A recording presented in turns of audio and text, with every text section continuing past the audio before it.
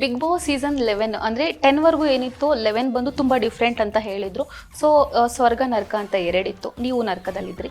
So ಆವಾಗ experience ಹೇಗಿತ್ತು?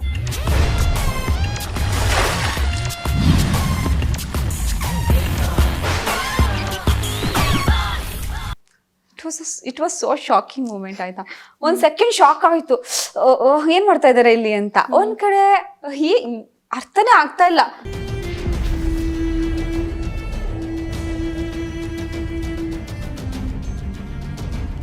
What the hell they are doing ಅಂತ ಅಂದ್ಬಿಟ್ಟು ನೋಡ್ತಾ ಇದ್ವಿ. ಇಲ್ಲಿ ಪಕ್ಕದಲ್ಲಿ ಜಗದೀಶ್ ಸರ್ ಬೇರೆ ಸುಮ್ಮನೆ ಇರಲ್ಲ.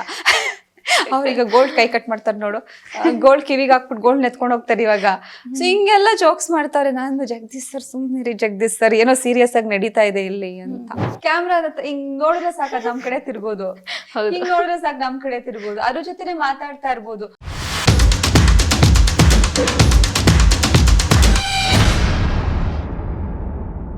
ಬಿಗ್ ಬಾಸ್ ಸೀಸನ್ 11 ಅಂದರೆ 10ವರೆಗೂ ಏನಿತ್ತು 11 ಬಂದು ತುಂಬ ಡಿಫ್ರೆಂಟ್ ಅಂತ ಹೇಳಿದರು. ಸೊ ಸ್ವರ್ಗ ನರ್ಕ ಅಂತ ಎರಡಿತ್ತು, ನೀವು ನರ್ಕದಲ್ಲಿದ್ರಿ. ಸೊ ಆವಾಗ ಎಕ್ಸ್ಪೀರಿಯನ್ಸ್ ಹೇಗಿತ್ತು ನಿಮಗೆ? ಏನೋ ನರ್ಕದಲ್ಲಿದ್ದಾಗ ಅದ್ರ ಬಗ್ಗೆ ಹೇಳೋದಿದ್ರೆ ಏನು ಹೇಳ್ತೀರಾ ಅಂತ? ನರ್ಕ ವಾಸ್ ಲೈಕ್ ನಿಜವಾಗ್ಲೂ ನರ್ಕ ಹೆಲ್. ಅದು ಹಾಗೆ ಇತ್ತು. ಸ್ಪೆಷಲಿ ಊಟ ಒಂದು ಕೊಟ್ಬಿಟ್ಟಿದ್ರೆ ಸಕ್ಕದಾಗಿ ಸರ್ವೈವ್ ಆಗ್ಬೋದಾಗಿತ್ತು. ನರ್ಕದ ನಿವಾಸಿಗಳಿಗೆ ಬೇರೆ ತರ ಊಟ, ಸ್ವರ್ಗದವ್ರಿಗೆ ಎಲ್ಲಾ ತರ ಮೃಷ್ಟಾನ ಭೋಜನ. ನಮಗೆ ಗಂಜಿಯ ಊಟ ಅದು ತಗೊಳಕ್ ಸ್ವಲ್ಪ ಕಷ್ಟ ಆಯ್ತು. ಅದು ಬಿಟ್ಟರೆ ಎಲ್ಲ ಅಡ್ಜಸ್ಟ್ ಮಾಡ್ಕೊಂಡೆ.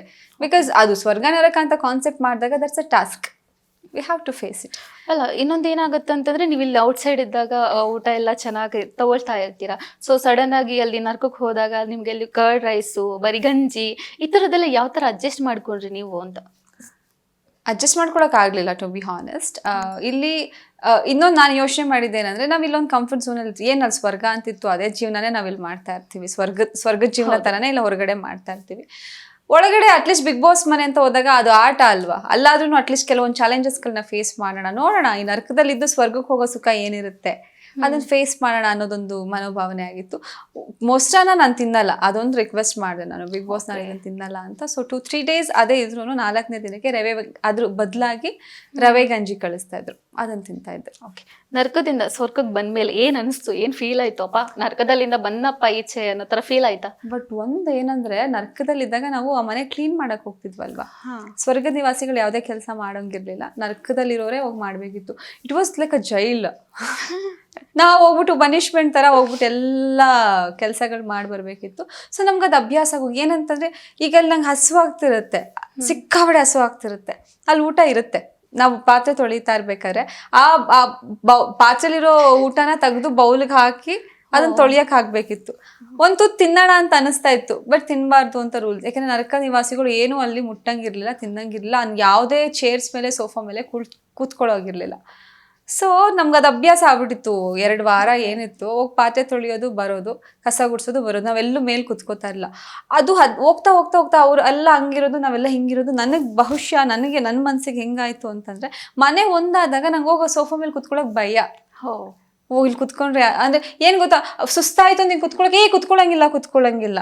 ಅಲ್ಲಿ ಬೆಡ್ ಮೇಲೆ ಹೋಗ್ತಿವಲ್ಲ, ಎಲ್ಲರದ್ದು ಬೆಡ್ಶೀಟ್ ಮಡ್ಚಿಟ್ಬಿಟ್ಟು ಕಸ ಗುಡ್ಸ್ಬಿಟ್ಟು ಬರ್ಬೇಕು, ಅದ್ರ ಮೇಲೆ ಕೂರಂಗಿಲ್ಲ.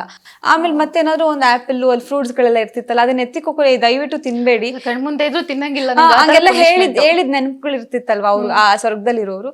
ಸೊ ನಾವ್ ಮನೆ ಒಂದಾದಾಗ್ಲೂನು ಒಂದ್ ಹಣ್ಣು ಮುಟ್ಟಕ್ ಭಯ, ಅಲ್ಲಿ ಊಟ ಇದ್ರು ಹಾಕೊಂಡ್ ತಿನ್ನಕ್ ಭಯ. ಆ ಬೆಡ್ ಇತ್ತಲ್ವ, ನಾವ್ ಯೂಶಲಿ ಕೆಳಗ್ ಮಲ್ಕೊಂತ ಇದ್ದಿದ್ದಲ್ವ ನರಕದಲ್ಲಿದ್ದಾಗ. ಸಡನ್ ಆಗಿ ಹೋಗ್ಬಿಟ್ಟು ಇದು ನನ್ನ ಬೆಡ್, ನಾನು ಅಲ್ಲಿ ಮಲ್ಕೋಬೇಕು ಅಂದ್ರೂ ನಂಗೆ ಅಕ್ಸೆಪ್ಟ್ ಮಾಡಕ್ ಆಗ್ತಿಲ್ಲ. ಇಲ್ಲ ಅದು ಸ್ವರ್ಗ ನಿವಾಸಿಗಳಿಗಂತ ಮೀಸಲಿರೋದು. ಲಿಟ್ರಲಿ ಹಂಗ 2-3 ದಿನ ಬೇಕಾಗಿತ್ತು ನನಗೆ. ಇಲ್ಲಿ ಕುತ್ಕೊಂಡ್ರೆ ಬೈತಾರೇನೋ, ಇಲ್ಲಿ ಮಲ್ಕೊಂಡ್ರೆ ಬೈತಾರೇನೋ, ಇದು ನಮ್ದಲ್ಲ, ನಮ್ದಲ್ಲಿ ನರಕದಲ್ಲಿ ಇದ್ದಿದ್ದ ಜಾಗ. ಆ ಸೋಫಾ ಮೇಲೆ ಕುತ್ಕೊಳಕ್ ಹೆದರ್ಕೊಂತ ಇದ್ದೆ, ಡೈನಿಂಗ್ ಟೇಬಲ್ ಮೇಲೆ ಆ ಚೇರ್ ಮೇಲೆ ಕುತ್ಕೊಂಡು ಅಲ್ಲಿ ತಿನ್ನಕ್ ಹೆದರ್ಕೋತಾ ಇದ್ದೆ. ಆತರ ಅಂದ್ರೆ ಯಾರು ಏನು ಅಂತ ಇಲ್ಲ, ನನ್ಗೆ ಒಳಗಡೆ ಆತರ ಫೀಲ್ ಆಗ್ತಿತ್ತು, ಇಲ್ಲಿ ಕುತ್ಕೋಬಾರ್ದು, ನರ್ಕಕ್ಕೆ ಅಡ್ಜಸ್ಟ್ ಆಗ್ಬಿಟ್ಟಿದ್ದೆ ನಾನು 15 ದಿನ. ಆತರ ಪಾಪ ಅಲ್ಲ ನಾನು, ಆತರ ಫೀಲ್ ಆಗ್ತಿತ್ತು. ಲಿಟ್ರಲಿ ನನಗೆ ಅನ್ಸ್ತಾ ಇತ್ತು, ಅದನ್ನ ಯಾರಿಗೂ ಎಕ್ಸ್ಪ್ರೆಸ್ ಮಾಡ್ಕೊಂಡ್ಲಿಲ್ಲ. ಆ 1-2 ದಿನ 3 ದಿನ ನನಗೆ ಇಲ್ಲಿ ಹಿಂಗ್ ಕೂತಿದ ತಕ್ಷಣ ಯಾರಾದ್ರೂ ನೋಡಿದ್ರೆ ಬೈದ್ಬಿಟ್ರೆ ಆಮೇಲೆ ಎಲ್ಲಾರ ಮುಂದೆ ಬೈಸ್ಕೋಬೇಕಾಗುತ್ತೆ, ಅವಮಾನ ಮಾಡಿಸ್ಕೋಬೇಕಾ, ಈ ತರ ಅನ್ಸ್ತಾ ಇತ್ತು. ಅಲ್ಲಿ ವಾಶ್ರೂಮ್ಗೆ ಹೋಗ್ಬೇಕು ಅಂತ ಅಂದಾಗ್ಲೂ ಅವ್ರ ಸ್ವರ್ಗದವ್ರು ಬಂದು ನರ್ಕದ ಬಾಗ್ಲು ತೆಗ್ದು ನಮ್ಮನ್ ಕರ್ಕೊಂಡೋಗಿ ವಾಶ್ರೂಮ್ ಕರ್ಕೊಂಡೋಗಿ ಮತ್ತೆ ವಾಪಸ್ ಒಳಗ್ ಬಿಟ್ಟು ಬಾಗ್ಲಾಗ್ತಾ ಇದ್ರು. ಸೊ ಹಂಗಿದ್ದಾಗ ಆ ವಾಶ್ರೂಮ್ಗೆ ಹೋಗಕ್ಕೂ ಭಯ ಆಗ್ತಾ ಇತ್ತು. ನಮ್ದು ಅಲ್ಲಿತ್ತಲ್ಲ ನರ್ಕದಲ್ಲಿ. Okay. ಇಲ್ಲಿ ಹೋಗೋಕ್ಕೂ ಭಯ ಆಗ್ತಿತ್ತು. ಒಂದ್ ದಿನ ಹಂಗ ಅನ್ಸ್ತು ನನ್ಗೆ. ಆಮೇಲೆ I am use to it. ಆಮೇಲೆ ಆರಾಮಾಗಿ ನಾನು ಒಂದ್ಸಲ ನೆನ್ಸ್ಕೊಂತಿದ್ದೆ, ಈ ನರ್ಕ ಅಂದ್ರೆ ಲಿವಿಂಗ್ ಏರಿಯಾ ಸೋಫಾ ಇದೆಯಲ್ಲ ಅದ್ ಹಿಂದೆನೆ ನರ್ಕ ಇದ್ದಿದ್ದಲ್ವಾ. ಒಂದೊಂದ್ಸಲ ಆ ಸೋಫಾ ಮೇಲೆ ಕುತ್ಕೊಂಡು ಹಿಂಗೆ ಕೂತಿರ್ತೀವಲ್ಲ, ಕಾಲ್ ಮೇಲೆ ಕಾಲ್ ಹಾಕೊಂಡು ಹಿಂಗ್ ದಿಮಾಕಲ್ಲಿ. ಅವಾಗ ಅನ್ಕೋತಿದ್ದೆ, ನಾವು 15 ದಿನದಿಂದ ಅಲ್ಲಿ ಇರ್ತಿದ್ವಲ್ಲ, ನೆನ್ಸ್ಕೋತಾ ಇದ್ದೆ. ಅವಾಗ ಎಷ್ಟು ಒಂಥರ ಇನ್ಸೆಕ್ಯೂರಿಟಿ ಇರ್ತಾ ಇತ್ತು. ಬಟ್ ಇವಾಗ ಆರಾಮಾಗಿದೆ. ಸದ್ಯ ಇದನ್ನ ಚೇಂಜ್ ಮಾಡೋರು ಈ ಕಾನ್ಸೆಪ್ಟು, ಇಲ್ಲಾಂದ್ರೆ ಆ ನರ್ಕದಲ್ಲೇ ಇರೋ ತರ ಫೀಲ್ ಆಗ್ಬಿಟ್ಟಿರ್ತಿತ್ತು. ಆಕ್ಚುಲಿ ನೀವು ನರ್ಕದಲ್ಲಿದ್ದಾಗ ಅದು ರಿಲೀಸ್ ಮಾಡುವಾಗ ಸಡನ್ ಆಗಿ ಹೆಲಿಕಾಪ್ಟರ್ ಬರುತ್ತೆ, ಸಡನ್ ಆಗಿ ಎತ್ಕೊಂಡು ಹೋಗುತ್ತೆ. ಸೊ ಅವಾಗ ಏನ್ ಅನ್ಸ್ತು ನಿಮ್ಗೆ ಅದು ಸೀನ್ ನೋಡಿ? It was so shocking moment ಆಯ್ತಾ. ಒಂದ್ ಸೆಕೆಂಡ್ ಶಾಕ್ ಆಯ್ತು, ಏನ್ ಮಾಡ್ತಾ ಇದಾರೆ ಇಲ್ಲಿ ಅಂತ. ಒಂದ್ ಕಡೆ ಅರ್ಥನೇ ಆಗ್ತಾ ಇಲ್ಲ. ಬಂದ್ರು ಎಲ್ಲಾರುನು ಹಿಂಗ್ ಅದನ್ನೆಲ್ಲ ಕಟ್ ಮಾಡಿದ್ರು, ಇದೆಲ್ಲ ಬೆಡ್ಗಳನ್ನೆಲ್ಲ ತೆಗ್ದು ಹಿಂಗ್ ಎಸೆದ್ರು. ಹೌದು, what the hell they are doing ಅಂತ ಅಂದ್ಬಿಟ್ಟು ನೋಡ್ತಾ ಇದ್ವಿ. ಇಲ್ಲಿ ಪಕ್ಕದಲ್ಲಿ ಜಗದೀಶ್ ಸರ್ ಬೇರೆ ಸುಮ್ನೆ ಇರಲ್ಲ. ಅವ್ರೀಗ ಗೋಲ್ಡ್ ಕೈ ಕಟ್ ಮಾಡ್ತಾರೆ ನೋಡು, ಗೋಲ್ಡ್ ಕಿವಿಗೆ ಹಾಕ್ಬಿಟ್ಟು ಗೋಲ್ಡ್ ಎತ್ಕೊಂಡು ಹೋಗ್ತಾರೆ ಇವಾಗ. ಸೊ ಹಿಂಗೆಲ್ಲ ಜೋಕ್ಸ್ ಮಾಡ್ತಾರೆ. ನಾನು ಜಗದೀಶ್ ಸರ್ ಸುಮ್ನಿರಿ ಜಗದೀಶ್ ಸರ್, ಏನೋ ಸೀರಿಯಸ್ ಆಗಿ ನಡೀತಾ ಇದೆ ಇಲ್ಲಿ ಅಂತ. ಆಮೇಲೆ ಖುಷಿ ಆಯ್ತು. ಸ್ವರ್ಗ ನರಕ ಇನ್ ಮುಂದೆ ಇರಲ್ಲ, ಎರಡು ಒಂದೇ ಮನೆ ಆಗೈತೆ. ಇನ್ ಮುಂದೆ ಈ ಮನೆನ ಸ್ವರ್ಗ ಮಾಡ್ತೀರಾ ನರಕ ಮಾಡ್ತೀರಾ ನಿಮಗ್ ಬಿಟ್ಟಿದ್ದು ಅಂತ ಬಿಗ್ ಬಾಸ್ ಅನೌನ್ಸ್ ಮಾಡ್ತಾರೆ. ಅವಾಗ ತುಂಬಾ ಖುಷಿ ಆಗುತ್ತೆ. ಅವತ್ತೇ ಫಸ್ಟ್ ಬಿಗ್ ಬಾಸ್ ನಮ್ಮನ್ನೆಲ್ಲ ಮಾತಾಡ್ಸಿದ್ದು. ಅಂದ್ರೆ ಅಲ್ಲಿವರೆಗೂ ಯಾರ ಹೆಸರು ಹೇಳಿರ್ಲಿಲ್ಲ. ಅವತ್ತೇ ಹೇಳಿದ್ನು, ಅನುಷಾ ಅವರೇ ಹೇಗ್ ಅನಿಸ್ತಾ ಇದೆ, ಹೇಗಿದ್ದೀರಿ, ಹೇಗ್ ಅನಿಸ್ತಾ ಇದೆ ಅಂತ ಅವತ್ತೇ ಫಸ್ಟ್ ಮಾತಾಡ್ಸಿದ್ದು ಬಿಗ್ ಬಾಸ್. ಅಲ್ಲಿವರೆಗೂ ನಮ್ಮ ಲಿಟ್ರಲಿ ಏನೋ ಪಾಪ ಮಾಡಿ ಹೋಗಿದ್ವಾ ಅನ್ನೋ ತರ ಆಗೋಗಿತ್ತು. ಪನಿಷ್ಮೆಂಟ್ ತರ ಆಗೋಗಿತ್ತು. ನಾವು ಎಲ್ಲಾರ ತರಾನೇ ಹೋಗಿದ್ದಲ್ವಾ, ಐ ಡೋಂಟ್ ನೋ ಅದೊಂದು. But it was like a task. ಅದನ್ನ ಚೆನ್ನಾಗಿ ಎಂಜಾಯ್ ಮಾಡಿ ಐ ಎಂಜಾಯ್ಡ್. ಅದನ್ನ ಮತ್ತೆ ಫೀಲ್ ಮಾಡಕ್ ಸಾಧ್ಯನೇ ಇಲ್ಲ. ಅಂಡ್ ಇಟ್ಸ್ ಗುಡ್ ನಾನು ನರ್ಕಕ್ಕೆ ಹೋಗ್ಬಿಟ್ಟು ಸ್ವರ್ಗಕ್ಕೆ ಬಂದಿದ್ದು. ಯಾಕಂದ್ರೆ ತುಂಬಾ ವ್ಯಾಲ್ಯೂಸ್ಗಳು ಗೊತ್ತಾಯ್ತು, ತುಂಬಾ ಕಲ್ತ್ಕೊಂಡ್ವಿ ಲೈಫ್ ಅಲ್ಲಿ. ಅಂಡ್ ಆ ಒಂದು 2 ವಾರ ಮತ್ತೆ ನಮ್ ಫ್ಯೂಚರ್ ಅಲ್ಲಿ ಯಾವತ್ತೂ ಮಾಡಲ್ಲ, ಎಕ್ಸ್ಪೀರಿಯನ್ಸ್ ಮಾಡಕ್ ಚಾನ್ಸ್ ಇಲ್ಲ. ಯಾಕೆ ಕಷ್ಟಪಡ್ತಿದ್ವಿ, ಎಲ್ಲ ದೇವ್ರು ಕೊಟ್ಟಿದ್ದಾನಲ್ಲ ಆರಾಮಾಗಿರು ಅಂತ. ಹೌದು. ನೀವ್ ಎಷ್ಟೇ ಕ್ಯಾಮ್ರಾ ಮುಂದೆ ಹೋದ್ರೂ ಕೂಡ ಬಿಗ್ ಬಾಸ್ ಮನೆ ಕ್ಯಾಮ್ರಾನ ಮಿಸ್ ಮಾಡ್ಕೊಳ್ತೀರಾ ಅನ್ನೋದು ನನ್ನ ಇದು. ಹೇಗಿತ್ತು ಅಂದ್ರೆ, ನೀವು ಇಲ್ಲಿ ಆರಾಮಾಗಿ ಔಟ್ಸೈಡ್ ಓಡಾಡ್ಕೊಂಡು ನಿಮ್ಮ ಲೈಫ್ ನೀವು ಆರಾಮಾಗಿ ಲೀಡ್ ಮಾಡ್ತಿರ್ತೀರಾ. 4 ಗೋಡೆಗಳ ಮಧ್ಯ ಬಿಗ್ ಬಾಸ್ ಮನೆಯಲ್ಲಿ ಅಷ್ಟು ಕ್ಯಾಮ್ರಾಗಳ ಜೊತೆ ಹೇಗೆ ಅಡ್ಜಸ್ಟ್ ಆದ್ರಿ? ಅಲ್ಲಿ ಯಾವ ತರ ಇತ್ತು ಎಕ್ಸ್ಪೀರಿಯನ್ಸ್, ಬಿಗ್ ಬಾಸ್ ಎಕ್ಸ್ಪೀರಿಯನ್ಸ್ ಹೇಳೋಗಿದ್ರೆ? ಆ ಕ್ಯಾಮ್ರಾ ಪ್ರೆಸೆನ್ಸ್ ಹೆಂಗಿತ್ತು ಅಂದ್ರೆ, ಯಾರಾದ್ರೂ ಇರ್ಲಿ ಬಿಡ್ಲಿ, ಕ್ಯಾಮ್ರಾ ಇದೆಯಾ, ಕ್ಯಾಮ್ರಾ ಜೊತೆನೆ ಕ್ಯಾಮ್ರಾ ಹಿಂಗ್ ನೋಡಿದ್ರೆ ಸಾಕು ನಮ್ ಕಡೆ ತಿರ್ಬೋದು, ಹಿಂಗ್ ನೋಡಿದ್ರೆ ಸಾಕು ನಮ್ ಕಡೆ ತಿರ್ಬೋದು, ಅದ್ರ ಜೊತೆನೆ ಮಾತಾಡ್ತಾ ಇರ್ಬೋದು. ಹೂ ಅನ್ನಿ ಇಲ್ಲ ಹೂ ಅನ್ನಿ ಅಂತ ಹೇಳೋದು. ಏನಾದ್ರು ಒಂದ್ ವಿಷಯ ಈಗ ಹಂಗಂದ್ರೆ ಅದು ಮಾತಾಡ್ತಿದೆ ಅಂತ ಅರ್ಥ ಆಗೋದಲ್ಲ. ಈಗ ಏನಾದ್ರು ಹೌದಾ ಅಂತಂದ್ರೆ ಅಂತ ಇತ್ತು.